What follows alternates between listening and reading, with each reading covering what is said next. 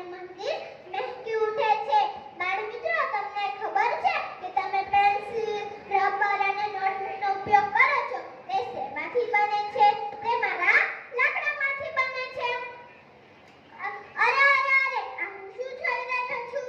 હા, આ તો રસ્તા પર ગરમીથી માણસ રેપઝેપ થઈ ગયા છે.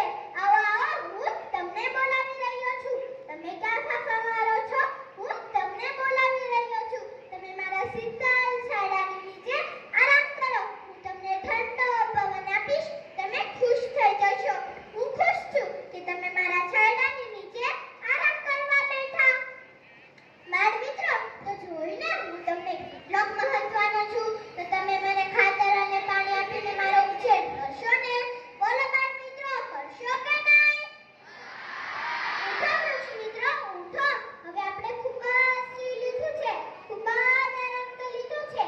હવે આપણે આરામ કરવાનો ટાઈમ નથી રહ્યો. આપણે વાતાવરણ શુદ્ધ કરવાનું છે. લોકોને વરસાદ આવવામાં મદદ કરવાની છે. બાળકો અને માણસને શુદ્ધ ઓક્સિજન આપવાનું છે.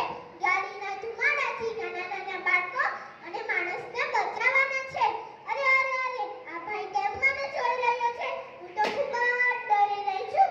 આ ભાઈ મને કુહાડી લઈને કાપી તો નહીં નાખશે? કાપીશ ને નહીં? ભલે ભલે મારા કપાઈ જવા, પણ પછી પણ મારું લાકડું, મારા ફળ, મારી છાલ બધાને કામ લાગશે. મારું લાકડું મકાન બનાવવામાં કામ કરે છે, ઔષધિ બનાવવામાં કામ કરે છે, જડીબુટ્ટી બનાવવામાં કામ લાગે છે. તો બોલો બોલો મારા મિત્રો, બોલો ન કરશો નો કે તમે મારી રક્ષણ તો કરશો ને? તમે મને કાપશો તો નહીં ને?